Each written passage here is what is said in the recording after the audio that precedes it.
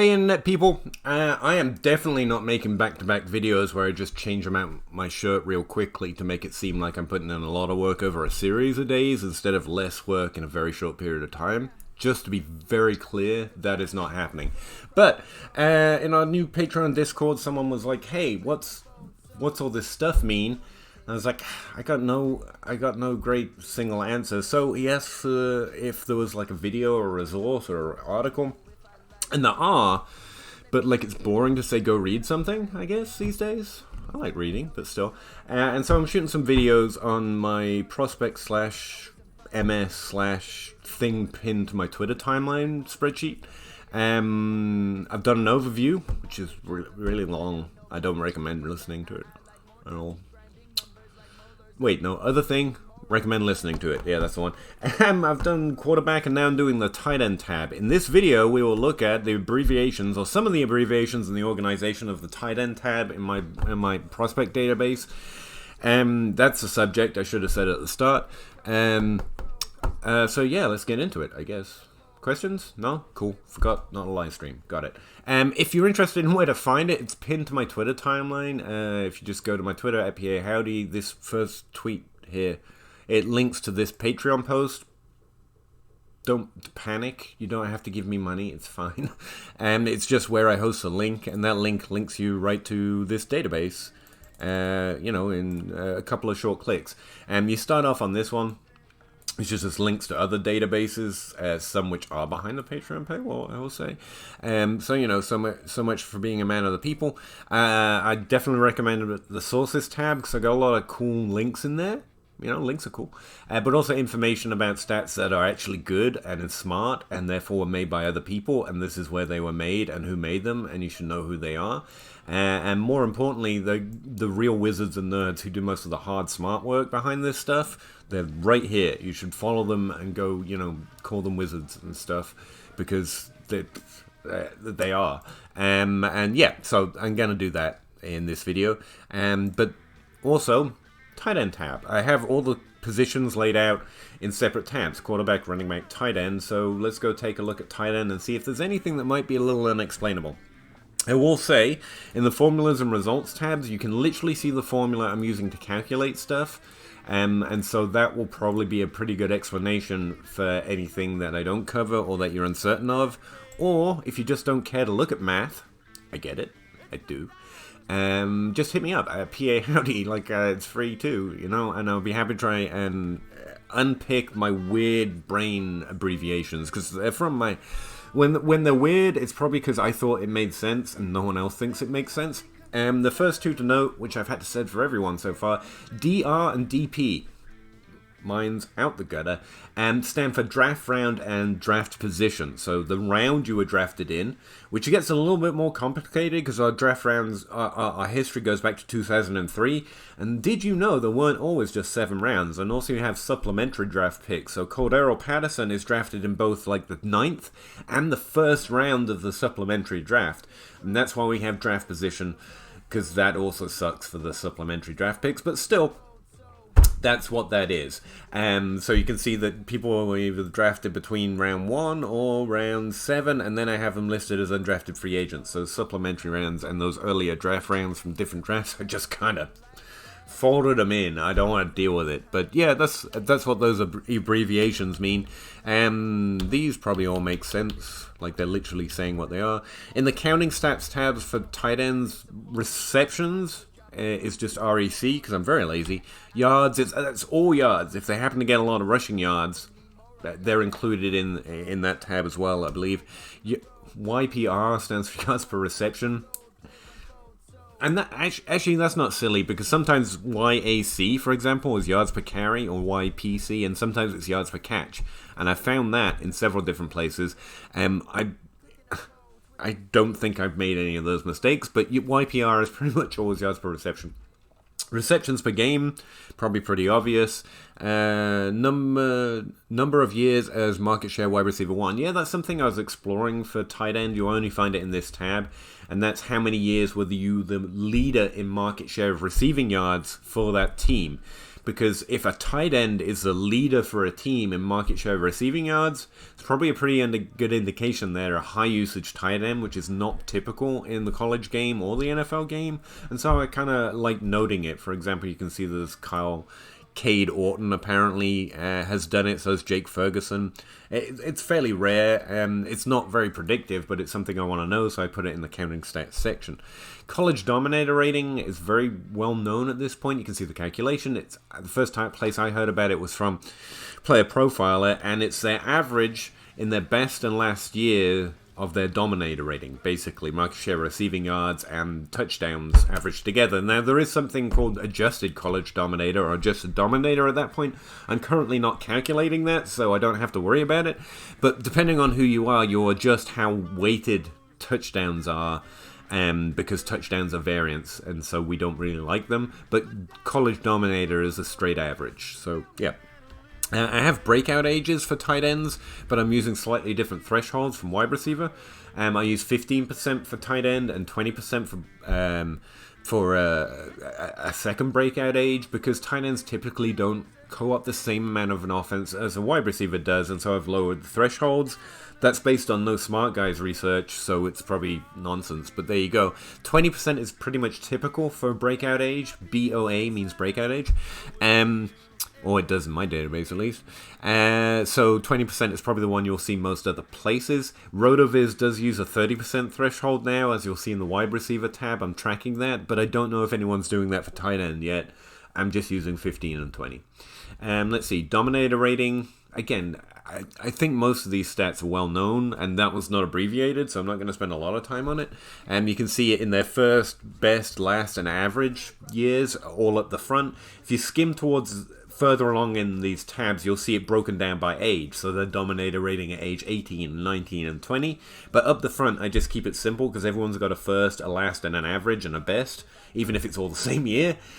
Not everyone has an age 20 season, so a lot of modelers, I guess, like to look at it by first, best, last, and average, and I think it's an easier reference, so I started doing it that way in the database from, I think 2 years ago. Someone said they would really like to see it organized that way, so I tried it. And so far it's working pretty well. So MS means market share, because we like to sound fancy. But really it's just percentage. It's your percentage of team yards in this case, or percentage of team receptions, or percentage of team touchdowns, right? That's all market share means. PPG is points per game. I'm calculating fantasy points in PPR scoring, and that's where points and also points per game come from. Again, all the calculations in here are my own. The raw stats come from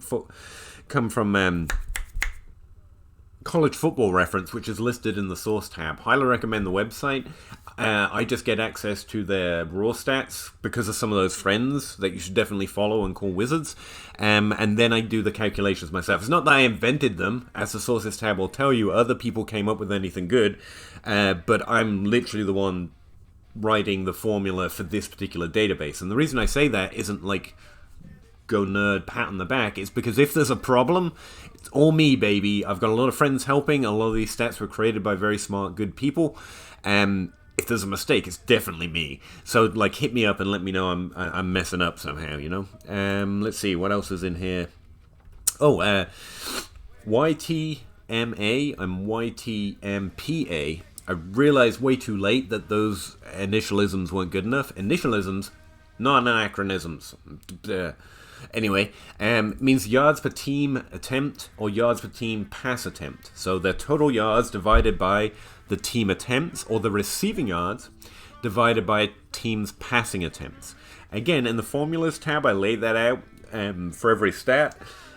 I mentioned this because, one, they're fairly new on adding teams per attempt is new this year. Pass attempt I've readjusted to actually make it more accurate because I wasn't looking at it very seriously last year. But also I'm using them a lot. I'm finding them very useful stats. And so it's worth noting. They're also across all tabs. You'll see yards per team attempt, yards per team pass attempt in all 4 positional tabs, and so they're an important one to know. Also, for most stats, especially at wide receiver and running back, you'll see this happen a lot more because there's a lot more that has signal because there's a bigger sample size and also they're a little more predictive. So I invest more time in doing a lot of other adjustment stats or things that I like to see: running back and tight end and wide receiver for evaluation. Quarterback and tight end, I'm still pretty unsure which direction to go, so I mostly end up doing the basics, and we're still looking for a great signal. That's the way I feel about it anyway.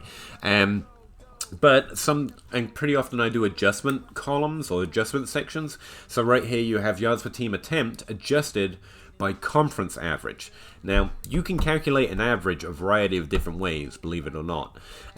So the standard, the most common average, unless it's otherwise noted, I say that, the average for a conference or for a team is by all players at that position with at least 30 touches at that position. So that's the average of those players in that conference over the last 5 years. And then I adjust it by minusing or removing the players' yards per team attempt by the conference average, so you see how far over or under the conference average they actually are in the first, best, last, and average. You can also see it by age, again, further along. But that's, if you really want to get granular on it, that's how that average is on it. It is normally calculated. If I'm calculating it a different way, for example, you could say, what's the average for players at that position who have the highest number of points on each team? So their wide receiver 1, their tight end 1. What's their average? And that raises the bar a little bit. If I'm doing that in some of the stats, I note it in the column headings. But, you know, it's worth knowing that you can calculate averages several different ways. So sometimes I adjust by conference average, 30 touches at that position, and for that conference over the last 5 years. And sometimes it's by team average as well. You'll see team averages in there a lot. But those are the standard presets. If I get more granular on it, I should be noting it in the column heading. So let me know if you notice anything amiss. Pahowdy scores compared to my scores, the things I'm calculating, because I'm interested. Basically, just ignore it. These are my attempts at stats and metrics. They all fail, obviously. I suck, but I like them, and so they're in my database, so there they are if you're interested in them. But most of these, when they get complicated or aren't common, I'll have literally, as you can see here, I've written out what it is. One, because I forget, and two, you won't see it ever. I mean, you can. Other people can do it very easily. It's not like it's I'm creating something no one else is. No, it's just because no one's cared to, and I'm just interested in it. So for those reasons, I typically write out very long column headings here. As you can see, like is literally right now yards over average, and then the position averages that I'm using are all listed there as well. That's dominator over average, so they're dominator rating over average by age for players that have played. It's literally written out, so hopefully those abbreviations won't confuse you too much. This one's named because Zach Reed found it funny, and so I just went with it. But that's market share of yards over expected, obviously. And I'm using a slightly different average in that one. Production score is a little more complicated and not written out, and I do it by position, but it's the age over expected production multiplied by how predictive there are squared values, or how predictive of each age that is. It's a little weird, but I found it has pretty good signal. It's one of the first age adjustments I look at. It's not like a ranking stat or anything, but it gives me a pretty good idea if they were over or underproductive compared to successful players in the NFL that have already gone to the NFL. So yeah, I'm doing that for all positions, but again, this is just my little thing. They're not the stats you're looking for probably, but I like them, and I want to track them, and so here they are. And also adjust them and constantly try and improve them. That's why they're in there. Same with combine score. I'm sure there's a combine score and a team stat other places. That's why I'm putting them under a section which is like Pahowdy's scores, okay? Like this, I don't know how they relate to anything with a similar name. I don't think they are the same as anyone else's. So if you like, there's a team score in the wide receiver tab. That's just again, it's written out how I'm calculating it, but I know specifically the Breakout Finder has a team score. I don't know how to calculate that. It's wizardry as far as I'm concerned. It's unrelated. So that's why I'm grouping it, like it's not the same thing. So that's why I put my name on it, not to own it, but just so you know, it's probably not that good stat you're looking for, mostly. Same with combine score. That's just the way I'm doing it. And you can see the calculations in the formulas tab, but there you go. And I think that's about it. I think as far as abbreviations go, that's it. If you don't know what a dominator is, it's defined in the formulas tab, or hit me up on Twitter, obviously. But those are all the abbreviations, I think. Oh, you don't need that in here. There you go. And as you can see, I'm constantly updating. There you go. Trying to make it more user-friendly. That's an average I was looking up instead of having to write it all out in a similar formula. Oh, here's two. HASS is height adjusted speed score. WAS is weight adjusted speed score. Again, the exact formulas in the formula tabs. I didn't invent it by any means because it's not another Pahowdy section, and it's a lot smarter than I can do. And again, the 2021 rookies are getting NFL stats. I really have to fix that. There's a problem with their ID. Just ignore them for now. And it will be fixed probably by the time you look at it if you're not watching this video in the next week. So yeah, I think those are the stats and the abbreviations that might cause trouble in the tight end tab. Hopefully it was useful. Probably pretty boring watching a guy talk about a spreadsheet, but there you go, YouTube. I hope you found something relevant or useful in it. If there's anything else I didn't explain, you want to know more, hit me up at Pahowdy anytime. I'm happy to explain or, apologize for the mess I caused. Appreciate you guys. Thank you. Bye. Do you have the time?